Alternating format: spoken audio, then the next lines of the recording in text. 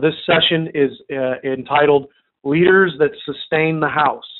And my objective tonight is to just talk a little bit about leadership in the context of building the house of prayer. And there's some leadership principles that are applicable probably no matter what ministry you're doing.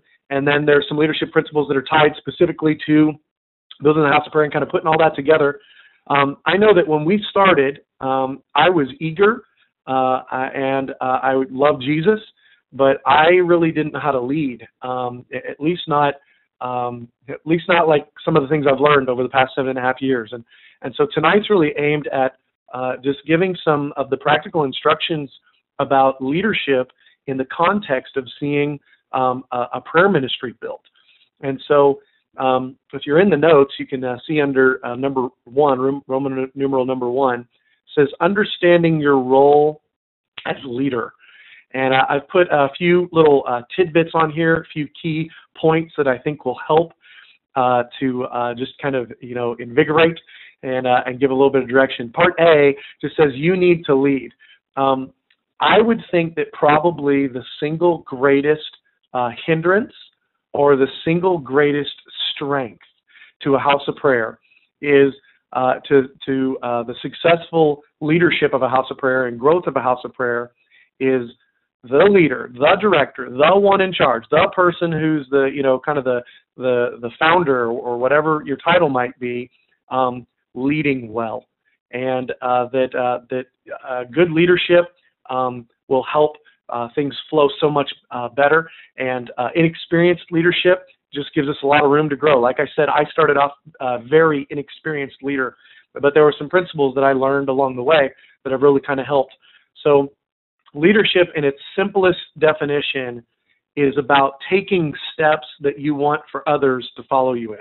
And I want to stress the point of taking the steps ourselves. One of the things that I've noticed in trying to help lead others who are trying to start various ministries and specifically prayer ministries is a lot of leaders want to do the platform ministry, want to do the relationship building, want to put the plans and the structures and the programs together, but that the leaders don't necessarily want to themselves be in the prayer room a lot. And leadership requires a continual sacrifice in the laying down of our lives. And in order to get others to follow us in this thing called building a prayer ministry, we've got to actually build the prayer ministry. It just means we've got to be in a lot of prayer meetings. I've heard some godly men that I love and cherish in the prayer movement talk about how people need to get tired of seeing the back of your head. And what they mean by that is that you're sitting on the front row of the prayer meeting and people are walking in, and every time they walk in, they're always looking and they look up at the worship team and they see the back of your head, or they look up at the front of the room where, the prayer meeting is going on, and they see the back of your head. And that concept that we are in the prayer meetings the most as the leaders of the prayer meetings, of the prayer ministry. It's a very important aspect because it's difficult to call people into things that we ourselves aren't doing. And so, the good news about the need for good leadership is that there's only a few ways we can fail. I mean, there's really not so many ways. There's only a few ways, and all of them are things we can overcome. And that's the good news. So I got a few points on here of things that we can overcome on part A. Number 1 is an unwillingness to lead.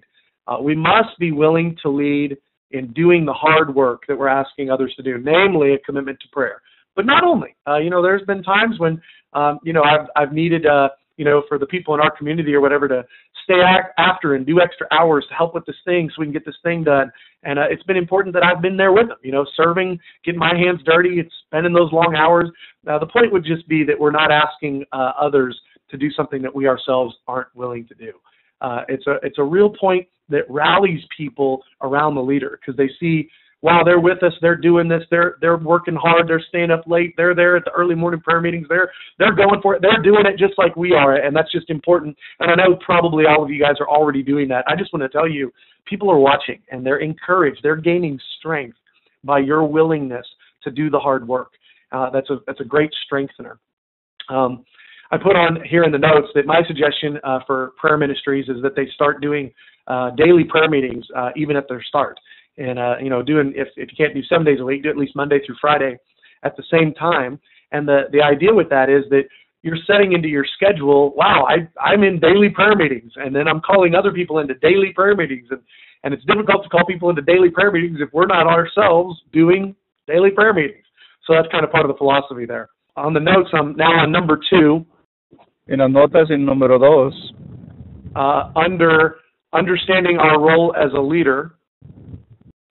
Bajo de entendiendo nuestros responsabilidades como leaders. And looking at the things that as leaders we need to overcome. Y mirando las cosas que nosotros como líderes debemos de ser mejor. So the next point is that we can't quit when the work gets hard. El segundo punto es que no podemos retirarlos cuando la tarea se pone difícil. The work is definitely going to get hard. El trabajo definitivamente se va a poner más duro. But we can't quit because people are watching us. Pero no podemos rajar porque la gente lo está viendo. And people need to see us persevere through the difficulty to give them strength to do it. Y la gente, el pueblo los necesita que mirar a nosotros, darle adelante cuando las cosas se ponen dificultas. The director of the International House of Prayer in Kansas City, Mike Bickle. El director de la Casa de Oración de Kansas City, Mike Bickle, was given a directive from the Lord about this very point. El Señor le dio un directivo derecho del Señor. The Lord told him that if he quit, he would cause de este punto de no cansarlos de oración. Sorry. And so he told him he cannot quit. Gente de todo el mundo, no podemos parar de orar. In a similar way, people are watching us, and we can't quit. Y mucha gente lo está viendo y no podemos reprender. Number 3. Número 3. If we don't know how to lead, we need to learn. I didn't get that. Sorry, Brett. Number 3 is if we don't know how to lead, we need to learn. El punto número 3, si no sabemos cómo ser leaders, necesitamos que aprender. When I started, I had no idea how to lead. Number 3 is not knowing how to lead.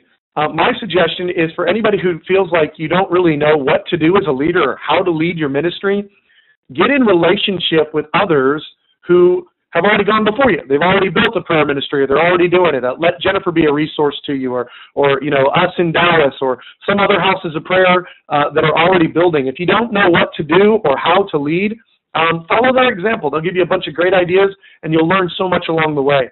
My point with all that is leaders that are in the position of leadership need to be leading. And if they're not, people can get discouraged, people can get burnt out, people can lose the vision, and so it's important that leaders lead. And so any of the areas where leaders might be lacking, an unwillingness to do the hard work, or quitting, when things get tough, or not even knowing how to lead, all these things are things that can be overcome. And as leaders of prayer ministries, it's so important that we overcome these so that we can actually lead the people. All right, so next is part B. You need to cast vision. Now, we're going to spend a whole section on casting vision here in just a little bit. So I'm just going to give kind of the general idea of what I mean by that. And again, the whole concept of this section is understanding our role as the leader. So one of the things we need to do as the leader is we need to cast vision. What does this look like? Calling people to sign up for the cause, and then sign up again for the cause, and then re-sign up for the cause. It's vision casting. And if we neglect this, we'll lose a lot of people unnecessarily. One of the things that I've realized it's just kind of difficult is that when it comes to vision for doing things for God, or comes to vision for really anything that we would give our energy to, we have a vision deficit. We have a hole in our bucket. And in that bucket, we put our vision in, and there's a hole in the bottom of it, so it's constantly draining out. And if we're not constantly pouring more into the top of that bucket, our vision runs out. And I remember in our early days, being so shocked. Like, why are the people running out of fuel? Why are they running out of steam? Why don't they just keep, doing prayer meetings? Get with it, people. I already cast the vision. I already told you all the good stuff. Why don't you keep going? And I started to realize over the course of time, it's because that vision drains out. And if we don't continually recast that vision and fill that bucket up again and again and again, then the people, they lose heart. And honestly, it's our fault as leaders. It's not their fault as followers, as those that are part of the vision, because it's just a reality in life that they've got a hole in the bottom of that bucket. And so if we don't continually keep the vision before them, I mean, for decades, for however long we do this thing, they're going to lose heart, and they're going to forget why they're doing what they're doing, and things aren't going to go so well. And especially when the labor of building prayer, and especially since most of our prayer meetings are 3 people prayer meetings, 4 or 5, 10 people prayer meetings is a big prayer meeting for us. When you've got that, few people laboring at that level of effort, if they don't really have strong vision, it causes serious problem, and you'll lose people unnecessarily. So keeping the vision before the people is our responsibility as the leader.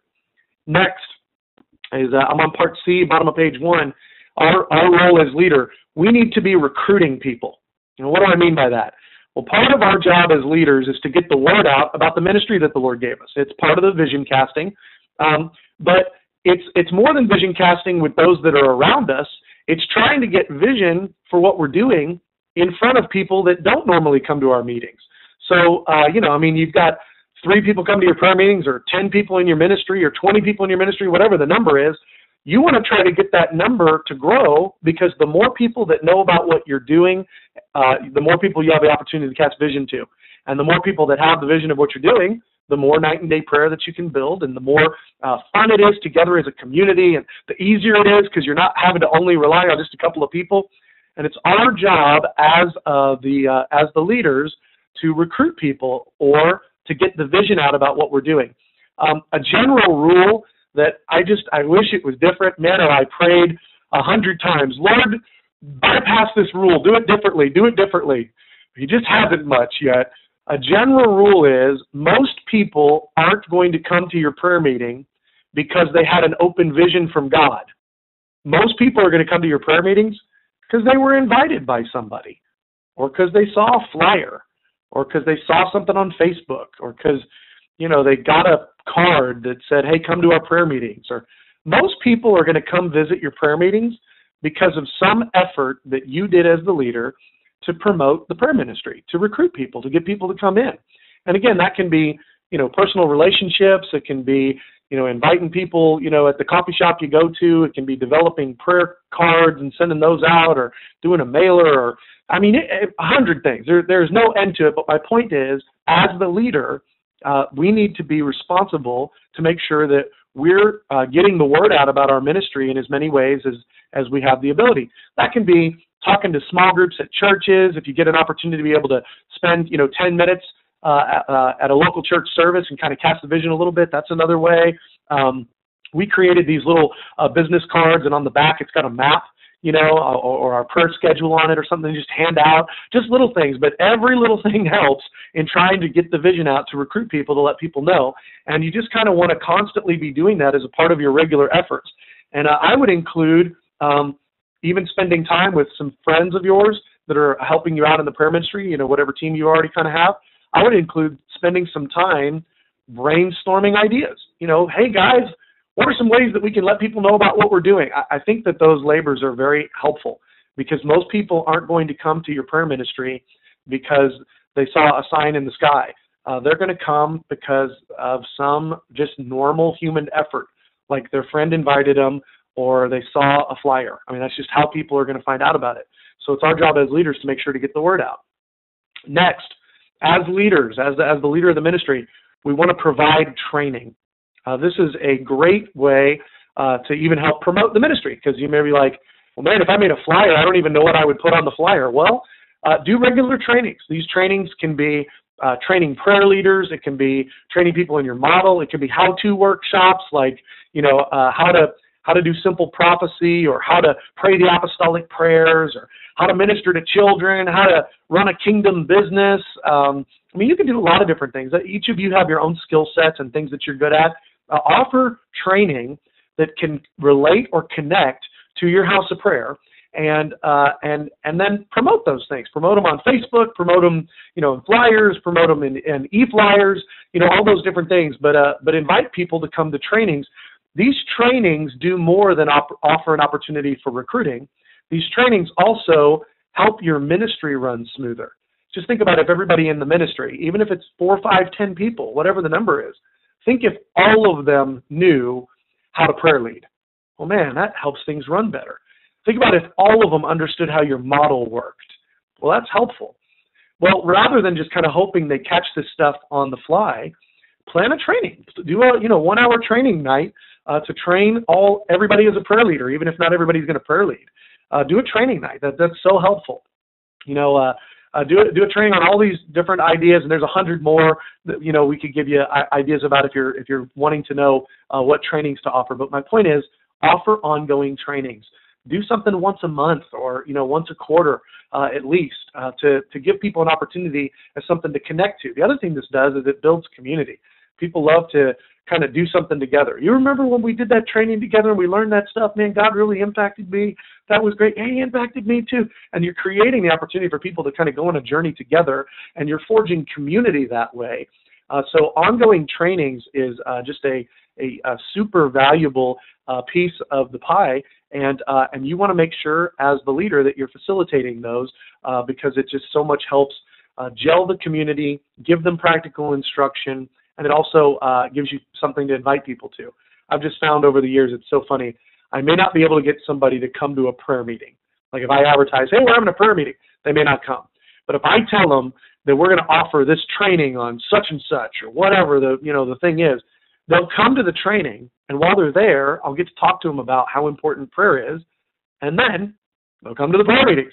But they had to have that little step first, and so it's just amazing how many people in our environment that we've got to come get involved that didn't first come to a prayer meeting. They first came to some training that we were offering, and as a result, then they got plugged in. All right, so now number 2, powerful vision casting elements. So if you have the notes, there's a little typo there. It should say powerful, not power. I guess it is power, but it's powerful vision casting elements is how that's supposed to read. Now, what we're talking about here is you as the leader knowing what the prayer movement is about, at least enough to be able to call people into it. This has everything to do with casting a vision for why people should pray. And the truth of the matter is, if as leaders we can't articulate that, we're going to have a real hard time getting people to stay around. Most people will come, if you do a one-night prayer event, one time a month or something, they might come because they've heard and growing up that prayer is important. But to get people motivated to pray every day, or to pray, a couple times a week, or to pray every week, or whatever, if you want to get people motivated in that capacity, in a long-term sustainability sort of a way, they have to have a good why behind the what. And it really comes down to vision casting. And vision casting is our responsibility as the leader to make sure that we are giving people clarity on a regular basis about why it is that what they're doing is important. Why pray every day? Why have all these prayer meetings? Why keep coming? Why keep interceding for these things that we don't see change? Why? And the more why that we can give people, it's pouring vision into the top of that bucket. And remember, that bucket has got a hole in the bottom, and so if we're not constantly pouring into it, it is constantly draining out, and people will lose heart. Proverbs says that without vision, the people perish. So a big piece of the vision casting is us as leaders knowing what it is that we're calling people into, and then clearly defining it. So I gave you 4 pieces here of the why that I think are the most important. They're not the only reasons. There are some other reasons. There are some other vision casting elements, if you will. But I think these 4 are the most important. And again, we've been doing this for 7.5 years, and we do 100 hours of prayer a week, and to see those intercessors stay focused on coming back to prayer meetings, coming back to prayer meetings, coming back to prayer meetings. It's important that they have vision, and we've seen these be the four most valuable primary elements in helping people sustain prayer. So here they are. Number one, or letter A, the end time message. I believe that the scripture tells us by the signs of the times that we're living in the last generation. That's a conviction that I share with a lot of people in the prayer movement right now, and many others besides. The reason that that's important is because so many of the end time scriptures are prayer passages, and vice versa. So many passages that you and I are used to that are prayer passages, if you look at the context, they're actually end time passages as well. Well, there's a unique connection here because the Lord is connecting those two realities, because there's so much that's going to happen in the last days, in the generation that the Lord returns. And generation, could be 30, 40, 50 years out. I don't know how long it is. I don't know. I just have the sense that we are living in the generation, that there are people alive on the earth right now that will see the Lord's return. And for people to have that understanding draws them into the place of prayer through urgency. When you start to talk about these events that we're reading in our Bible about what the Lord's going to be doing and His coming and all the difficulties that are going to come and the things that the Lord wants to do and the great, harvest that He wants to bring and the revival that's coming, you start reading all that, and you, instead of putting it far off, like, yeah, that's going to happen sometime, some hundreds of years from now, whenever Jesus comes back, when people start to connect to the concept that that's coming in the near future, like in the time frame that they might be alive in, it creates urgency in the heart. And what that urgency does is it fuels prayer, because people go, man, it doesn't matter that I'm tired today. Like, the Lord is doing something in the earth. I've got to pray. People are like, man, it doesn't matter that I'm busy, that I just, something happened at my job. I've got to keep praying. This is the hour. The Lord is doing something. The Lord is starting something. And just a couple of testimonies. Like I said, our experience here is this has been the most foundational motivating factor for sustaining prayer. It's not the only, but I would say that it has the greatest motivating factor for sustaining prayer out of anything that we've experienced at the prayer room. Mike Bickle, director of International House of Prayer in Kansas City, pretty much same testimony. He often talks about the necessity of continually casting the end time message in order to be able to sustain intercessors, in order to cast the vision, to sustain intercessors to do the work of night and day prayer. And they've been 24/7 for 13 plus years now. So that's a guy who knows what he's talking about. I was able to have a meeting earlier this week, or I guess last Tuesday, with John Paul Jackson. He's a noted prophet. He happens to live here in the Dallas-Fort Worth area. And as I was talking with him, he just kind of made this statement just in passing. He just said, it seems to me that the houses of prayer that have focused on the end time message have been the most successful in sustaining night and day prayer or sustaining the prayer meetings, he said, over the past 30 years as he's watched. And that's a powerful statement, a powerful testimony. And again, our little part, we'd say it too. If that's a message that you just don't understand, you don't have much clarity on, it's okay. Just get started. I'll give you a valuable resource. We used it for years. It's IHOP's Omega course. It's an 8-week DVD course on Intro to the End Times. A great resource to get started, take your community through, start learning, get kind of the urgency message cast in. It's a great resource, great books created. That's a great one. And then at the prayer room, we've also got some resources as well on end times that can be useful to you. You're welcome to download them for free off our website at theprayerroomdfw.com. So there's a couple resources for you if the end time message is one that's not something that you've really given much thought to or spent much time on. Next, in casting vision, is the intimacy message. Our identity comes from our understanding of how Christ feels about us. When we understand that Jesus likes us, not loves us. We know He loves us. We got that. Jesus so loved the world, God so loved the world that He sent His only Son. We kind of understand love, but to use the word like, I think it communicates something different. That God likes us. When we understand that God actually enjoys it when I spend time sitting in a room talking to Him, thinking about Him, reading the Word and dialoguing with Him. Even when I'm just driving down the road or I'm doing the laundry, that God likes me, that God actually enjoys me as a human being. When we understand that message, it begins to unlock the human heart. And the unlocked heart will pray more than a heart that's locked up that thinks God is mostly mad at them, or a heart that thinks God is mostly out to get them or to judge them, or we have to do so many good things or God's mad at us. That's not accurate at all. And when we understand how God feels about us, it causes our hearts to want to engage with him more instead of run away and hide. Well, we've got to understand it as leaders. We've got to keep that vision before the people, because all day long they're lied to by their culture.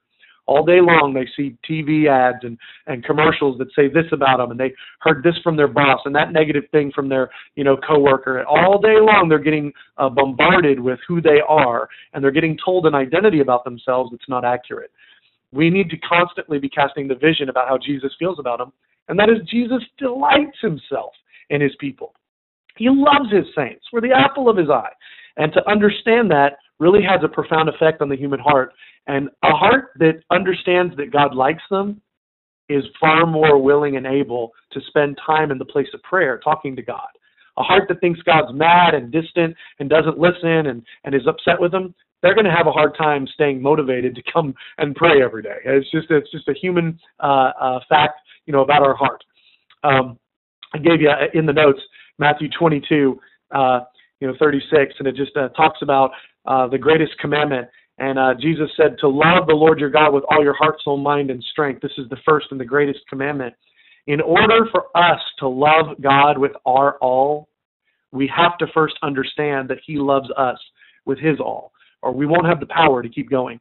So that's a vision casting point that we really want to keep in the diet of what we talk about, what we sing about, what we do. I think IHOP's music, all the CDs that they have, the web stream, I think these are great resources in helping keep that vision before the people of how much God likes them, how he thinks about them, how he feels about them, and then teaching on it as well. I think that's all very, very helpful. And so you guys, a resource on that would be Mike Bickle does a great job on the Song of Solomon, going through that as a parable of how God feels about us and just the love that God has for his people. Great resource there. A number of others as well.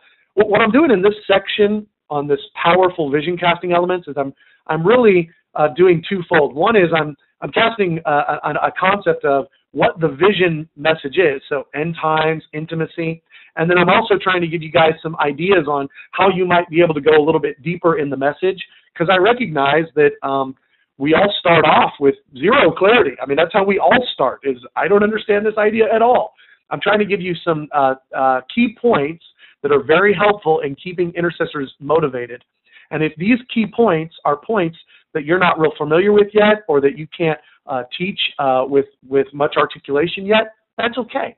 I'm just letting you know what they are, because I think this would be good spots for you to try to dig your roots down deep personally, so that then you can begin to cast the vision about these things, because they're so helpful in keeping intercessors in prayer and sustaining the whole concept for the long term. Okay, the next point is part C, the worth of Christ. All right. Part C, we must continually revisit the vision of Christ's incomparable worth. There are so many Bible passages that talk about the worth of Jesus, the beauty of Jesus, the otherworldliness of Jesus, just how awesome and worth it he is. We need to be rooted in this understanding. We need to be grounded in the revelation of the worth of Christ, because if we're rooted in it, it helps pass off so many of the excuses.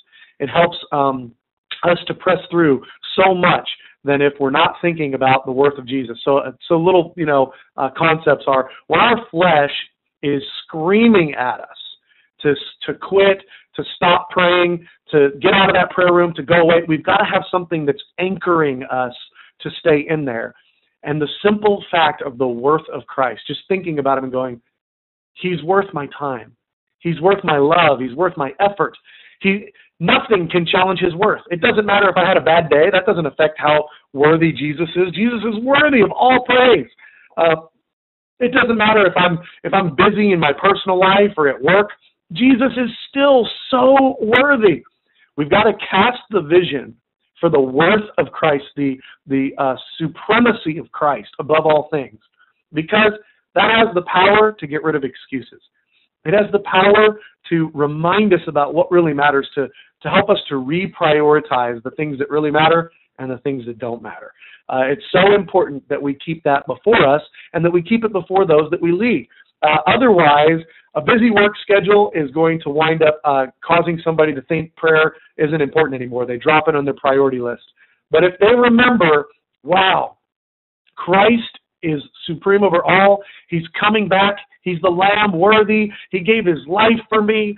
He's worthy of 24/7. All the angels in heaven, all of them are worshiping him constantly. I wish he was being worshipped on the earth constantly. If we have that perspective, then we go, well, so what if I had a busy week? That doesn't change anything about who Jesus is. Jesus is worthy of my worship, i.e. me going to the prayer meeting this week, just like he was last week. And that's a really crucial point, the worth of Christ. And there's so many passages that you can take to understand or to cast the vision for the worth of Christ. But I just want to encourage you to do that. Something we used to do for a number of years, probably a couple of years, when we were back in my living room and all our prayer meetings were 3, 4, 5 people. We would do a vision casting Bible verse at the beginning of every prayer meeting. So whoever was the prayer leader, they would pick one of, I think we had like 20 or 30 vision casting Bible verses. And they'd just read it. And they'd read it and they'd go, yeah, see, Christ is worth it. And everybody go, yeah. And then we'd do our prayer meeting. And that's how we'd start all our prayer meetings, just as a little injection of vision casting every single day, just to keep the vision before people. Okay, part D, the broader picture. This is another very helpful motivating factor, and that is casting the vision about the broader global prayer movement. So many times, I know you guys in your prayer room and prayer meetings are just a lot like ours, and that is you just got a few people in the room.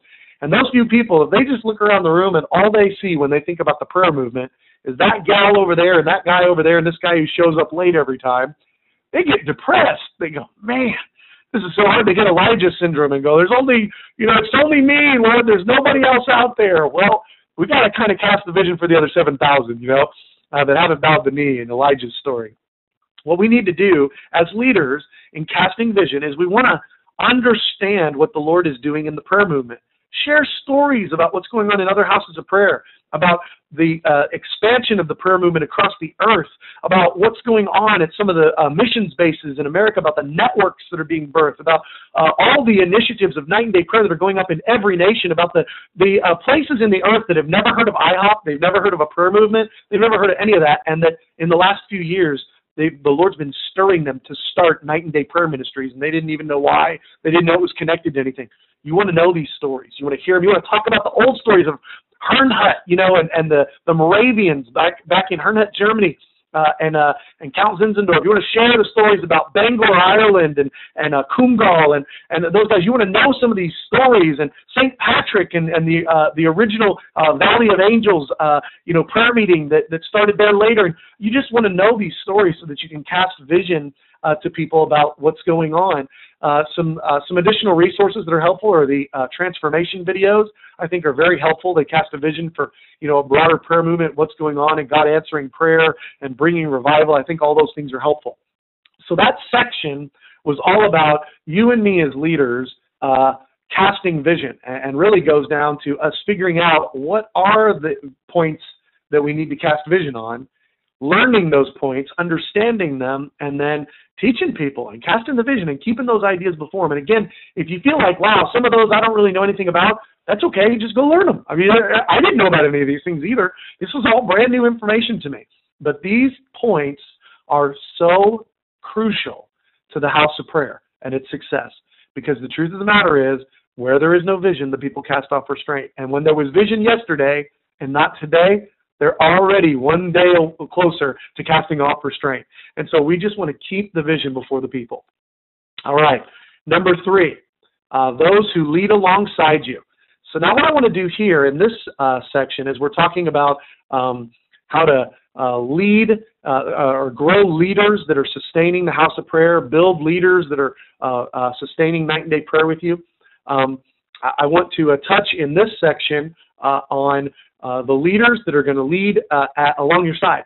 Now, as a quick review, last session that we did, so 2 weeks ago, we talked about the great value in recruiting an army, recruiting a small army of volunteers, and that those volunteers would each help with the day-to-day tasks of running the ministry. So that we were talking about just volunteers in a general sense and getting as many of them as you can to help with specific points. And we talked about how much strength this adds to our ministry because it allows willing hearts to get involved and connected, even with just a little bit amount of time and energy, because they may not have a lot to give. So we talked about that in the last session. What we're going to do now is we're going to transition the conversation, and we're going to talk about two other categories of leadership. Those that are actually going to be the backbone of our houses of prayer. And the two categories that I want to talk about are missionary staff and your core leadership team. And when I say core leadership team, I mean leaders that you're going to appoint almost as elders. In fact, you may call them elders. I know when we first started, we did. We changed that term, and now we call our core leadership team, we call it our senior staff. But the point is, even back in the day when we were back in my living room, we had leaders that were appointed leadership roles. There weren't a bunch of them. You don't need, a bunch of appointed leaders. You just need a handful, and you want the right number, and you want to be the right people. But you want to have appointed leaders that understand that they're to share with you in helping build this ministry. It's both wisdom, it's just practical wisdom to have other leaders alongside you, and it's also a biblical model to choose people in your midst to serve as ministry leaders. Now, this is different than a volunteer. A ministry leader could still be a volunteer, but this is of a kind of a high order. I mean, this is somebody who's going to be co-responsible with you for the ministry, and they know it, and they've got a leadership position, and it's important. These are the ones who you're going to appoint to help carry the torch of leadership and to share the authority over the ministry that the Lord gave you as leader. So if you've started it, if the Lord's called you to it, He's given you authority over that ministry to lead it. And I want to encourage you, as soon as you're able, and as soon as the Lord brings the right people and the right timing and the right things line up, we'll touch on a couple of pieces that are important here. As soon as you can get this in place, you want to appoint leaders who are going to share the authority with you of leading that ministry and share the burden of it, share the responsibility of it. Very important. They're going to help you in making decisions for the ministry. They're going to be co-responsible with you in seeing the vision for your house of prayer fulfilled. You want to have that resting on more shoulders than yours only. You need people that are there with you and they're going for it, that'll be there with you long term. And one of the ways to do that is to appoint them as leaders and to give them real responsibility, real authority, and real capacity to help lead the ministry with you, even if it's a small ministry of 5 people, 10 people. That's okay. You want to have other leaders, or at least one other, leader that's helping you build the ministry with you. So now let's look at 3 different things that I think are important aspects of appointing leadership. One is that you would have expectations, or ministry expectations for your leader. I'll touch on that in a second. Next, that you would have righteousness expectations for your leader. And then third, that you would have qualities that you're looking for specifically in a leader. So let's go back up to number 1. I'm on more or less the middle of page 3 under appointing leadership. Number 1, ministry expectations for your leaders. I encourage you to write up a list of points of what you expect from your leaders, what you expect them to commit to, what hours you want them to maintain, what you expect from them as a leader. And you want to include weekly time commitment, number of prayer meetings they'll help you lead, whatever other things that you want your core leadership team to be committed to on a regular basis. Things like your weekly encounter service or a staff meeting. We have all of our leaders commit to a fasting day. We started fasting teams a number of years ago, and so we have a team committed on Monday, a team committed on Tuesday, a team committed on Wednesday, and so we've got our leaders all committed to one of those fasting teams as well. You just want to figure out in your context what ministry expectations you want for these leaders, these appointed leaders, to commit to. Next point is righteousness standards. So you want to include in this document, again, make up a document that's kind of got all the stuff in it for, what you want your leaders to commit to. Include in that document a description of what it means to be a leader in your ministry. And there's going to be some things that are a little specific to your ministry and where you're at as a ministry and the expectations that you have. And I would say that as you grow, those expectations should probably increase a little, and those points should probably become all the more clear. But even at the beginning, at the starting point, you want to use biblical language. I gave you a couple of verses there to look at that you want to use in defining your standards for leadership. Some little things like if they're going to be a leader in your ministry, you need them to just have some standards about righteousness. You need them to, not be in sexual immorality. I mean, that's a really good starting point. They can't have any sexual immorality in their life, or they can't be a leader. They can still come to your prayer meetings, but they cannot be a leader for you. Or if they struggle with alcoholism, or a number of other points, you can't have them in a leadership role per the Bible. And so you want to use biblical language to help define what are the standards for righteousness for your leadership team. And then number 3, qualities to look for. Now, these are different than the standards. Standards are non-negotiables. But these qualities are just some qualities I'd like to suggest to you to look for and to kind of make as the thing that you're looking for the most. So one thing I'll tell you is you don't want to promote people based solely off of their talents or their gifting. You'll be far better off to have a few godly leaders at the top who they may not even be particularly gifted or skilled, but they love Jesus. Their character is strong. They are willing. They fall into these character attributes or character traits that I gave you here in just a minute, these qualities I'll give you here in just a second. You'll be way better off with folks that have character than gift. And you'll be way glad that you did it this way. If you promote according to gifting and not according to these character qualities, you're going to wind up with trouble. They're going to cause you problems. And so I just want to encourage you to promote according to character and qualities and not according to gifting and skill set. And the temptation is to promote the gifted because they'll attract more people and they'll do a great job and they'll get this done. And those things might be true, but you will run into problems. My suggestion is I hope they're gifted and talented, but man, make sure they fit these qualifications or these qualities, these character qualities. You will wind up with a better deal. So some basic qualities to look for when you're thinking about leadership positions is humility. Are they humble? Are they teachable and easy to correct? If you put somebody in a position of leadership who's not easy to correct and they're not teachable, you will cause yourself many headaches because you're going to have to correct them at some point. And if they're not teachable, they're going to cause problems for others. And if they're not humble, they're going to wind up stirring up problems in your ministry instead of helping add to your ministry. Letter C, faithfulness in the small things. It's been my experience that if people can't be faithful in small things, they can't be faithful in larger things. And so I would suggest never appointing somebody who hasn't already proven that they can be faithful in small things. Doing it when nobody's looking, doing it when it's the right thing to do, even though it kind of hurt a little bit. Just being faithful, just showing up on time, doing the prayer meetings, coming every week, getting a replacement when they can't make it because they, had a responsibility or whatever. Just faithfulness in the small things. Next, being servant-hearted. If you can find a servant-hearted person, they will make the greatest leader ever because they won't be looking for how people can serve them. They'll be looking for how they can help add to those that they're leading and help encourage people, to help love people. Servant-heartedness, so good. And then sincerity. There's just something about somebody who's so sincere. You can just feel it. You can just tell, man, they're so sincere. Maybe they're not the most gifted teacher. Maybe they're not the most, smart, the sharpest tool in the shed. That's okay.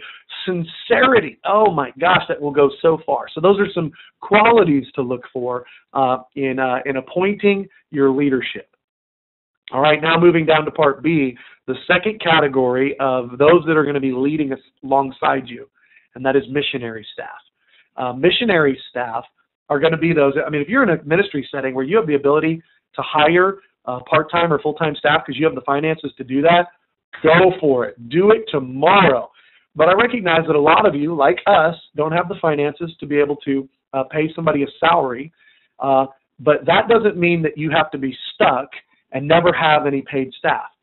We employ the concept of missionary staff. It's an idea we got from the International House of Prayer. Houses of prayer all across the United States are utilizing this concept now.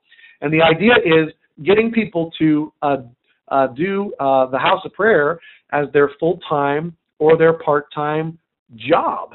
And the more people that you can have do this, and when I say the more, I mean going from 0 people to 1 people to 2 to 3, the more people you can have doing the House of Prayer as their full-time or their part-time occupation will help the prayer ministry immeasurably.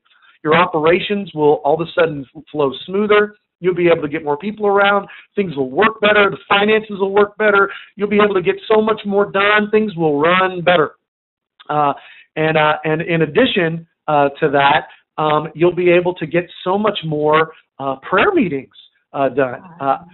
For quite a while, with just 2 full-time staff, we were able to do about 40 hours a week of live worship with just 2 full-time staff and volunteers. One of the full-time staff was my worship leader, Jeremy, and so he was leading a bunch of worship sets. The other full-time staff member was me, and I was doing a lot of the administration. But between the 2 of us and just a handful of volunteers, we were doing 40 hours a week of live worship with just 2 missionary staff. I mean, that's the kind of power that you have when you're talking about full-time workers, because it just adds so much more strength. And Jeremy could recruit, worship leaders and help coordinate teams and just make things so much more excellent. So we were keeping our little missions base open 8 hours a day, and we were doing 40 hours of worship a week. And a lot of those worship sets were just him doing a Devo, just him up there with a guitar. But we were able to keep live prayer going with just 2 of us on staff, on full-time staff. And so as soon as you can get paid missionary staff, you want to do that. The idea is trying to facilitate a way for people to be able to join you as their occupation. Now, to do that, you've got some hurdles that you have to overcome. And these are hurdles that you do not want to sidestep. They're very important. This means that you have some prerequisites to put into place in order for you to have a missionary join staff with you. So I'll tell you what a few of those are. One is you want to have a rigorous internship process. That internship process, what it equates to is a season for them to kind of try out the lifestyle. A season of an internship where they're doing a bunch of prayer meetings, where they've got commitments, where they're, having to be up there a lot, where they're doing all the stuff that they're going to be doing in a part-time commitment, but a serious commitment, 10, 20, 30 hours a week kind of deal. Because if you've got somebody that's about to raise support and come on staff with you as a missionary, they're going to be doing the prayer thing as a lifestyle a lot of hours a week. And if they don't have a real good picture of what that looks like on a week-to-week basis, and they come and raise support with you, they'll quit on you so quick. It'll make you look bad as a ministry because you got these people that came on and raised support and then they quit. You want to make sure you got people that have been tested in doing this thing as an occupation, because it's hard. It's a little bit of a romantic idea to do the House of Prayer as your full-time job or your part-time job, but doing it is difficult.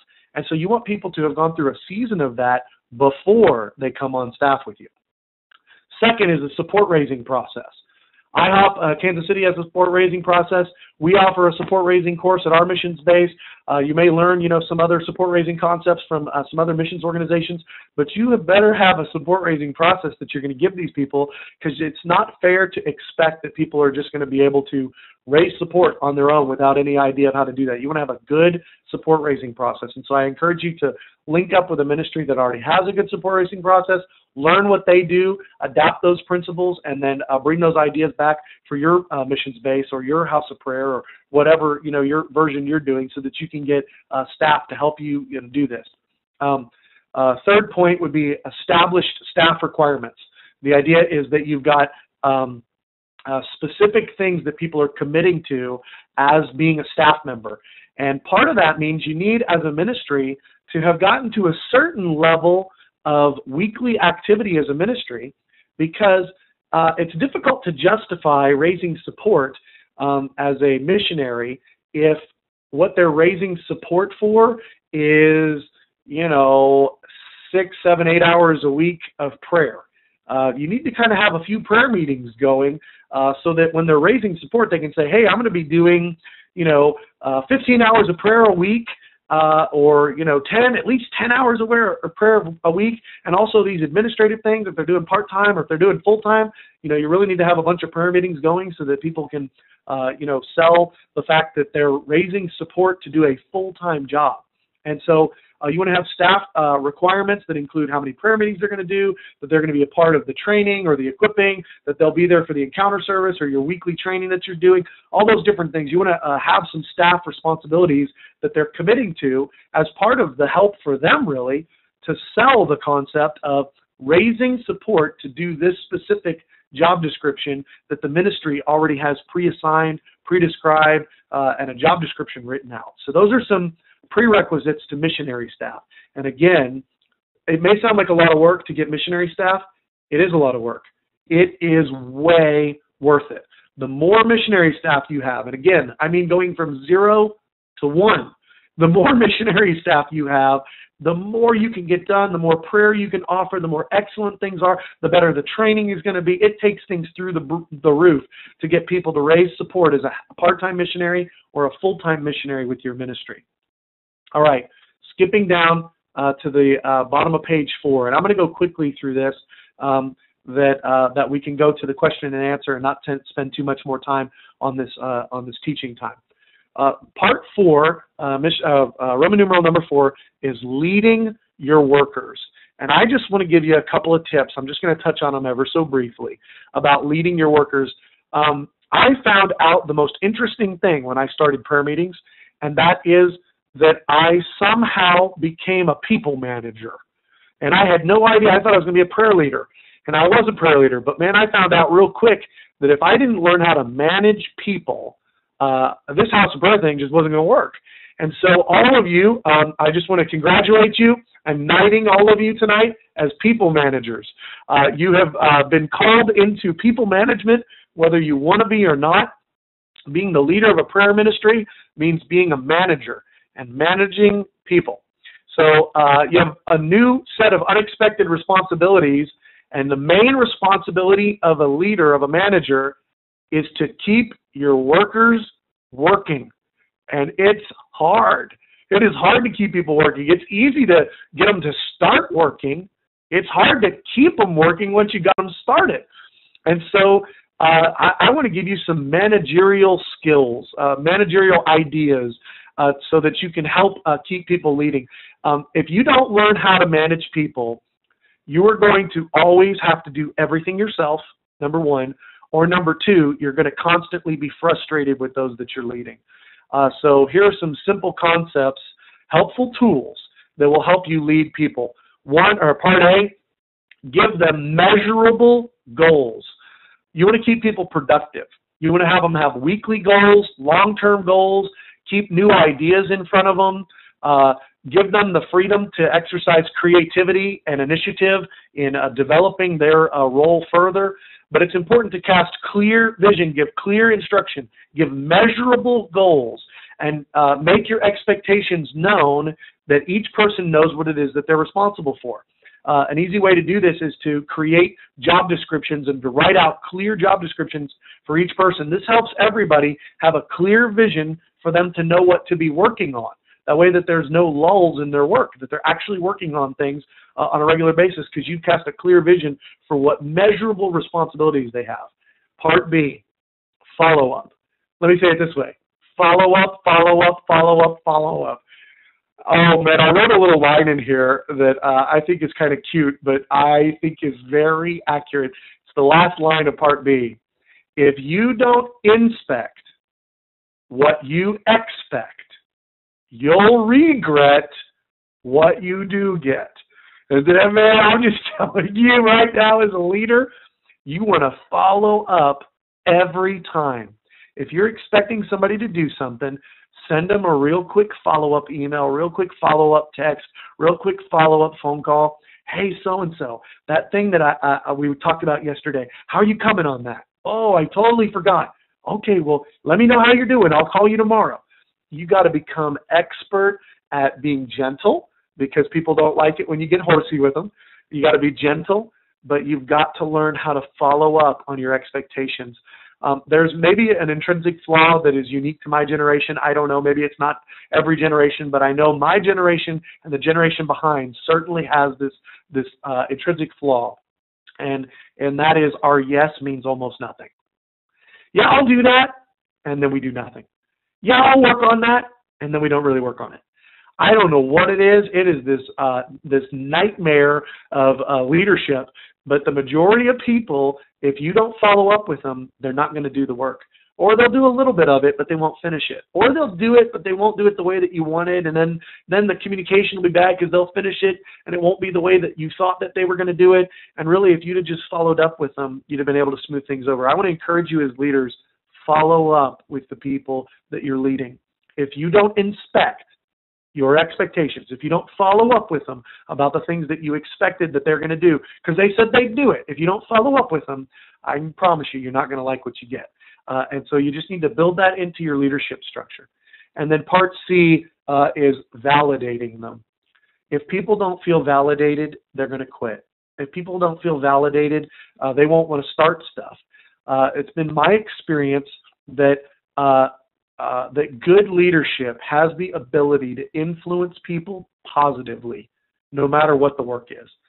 We've all had times in our lives when we were doing things that we didn't particularly enjoy. But if we had leaders who were behind us, they were encouraging us, and they were easy to work for, and they were loving, and they were friendly, and they were validating us in a number of ways, it just made it easier to keep going. And so I want to encourage all of us to be those kind of leaders that no matter what it is that we're doing, to keep encouraging the people. And I gave you 4 points that I think are pretty simple ways to validate them. 1, encourage them when they do well. When they do something right, encourage them, cheerlead them. You did so good. That was awesome. Man, I can't believe you did that thing. And maybe it's the thing you asked them to do that was so simple. But if they do it right, encourage them. 2nd, this goes so far. You will find this to be so powerful. Speak well of those people in front of other people. So you got somebody and they did good yesterday on the thing, and now you're in a room full of people. Hey, do you guys know what so-and-so did yesterday? They did this thing. They did such a great job. It helped the ministry so much. And they're kind of getting red in the face. They're blushing because you're talking about them in front of everybody. It goes so far. Validate them in front of other people. Speak well of them in front of others. It's so powerful. Next, give them titles. I just believe in this. I've seen this be so helpful, especially in the part-time environment where everybody's given 3 hours a week. This is so helpful. Give them titles that dignify what they're doing. So give them a real role, a real title. Administrative this, or person who oversees that, or whatever. Give them a title that validates the thing that they're doing, so that everybody knows that's what that person does, and it gives that person a sense of, hey, this is my piece. I'm valuable to the team. And then along with that title, assign them a role that is unique so that they know their part counts. They know that if they do their part, it helps build the overall thing. And that if they don't do their part, they're actually letting the team down because they were the only one that was going to do that part. All of those have to do with validating. And if you have a team, a broader team of leaders that are validated, they'll stick with you. They'll work hard. They'll fight through the difficulties and the seasons where it's kind of boring, because it'll be boring sometimes. And all those things will help you to lead your leaders. And this is what leadership looks like to sustain the house of prayer. So I hope that's helpful.